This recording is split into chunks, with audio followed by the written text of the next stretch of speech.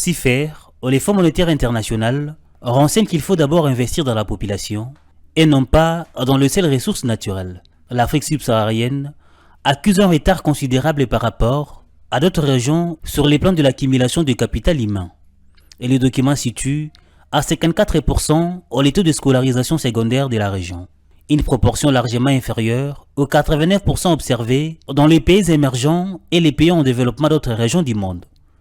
L'institution de Bretton Woods demande ainsi aux autorités de la région de l'Afrique subsaharienne de concentrer leurs efforts sur l'éducation et la formation en vue de dynamiser la productivité des millions de travailleurs. Cela leur permettrait de rendre plus active leur population.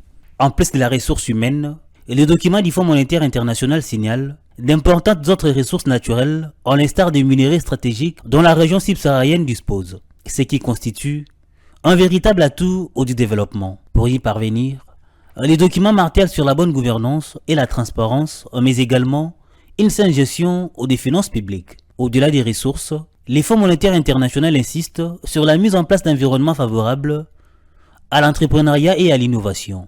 C'est en vue d'attirer plus d'investisseurs dans le pays.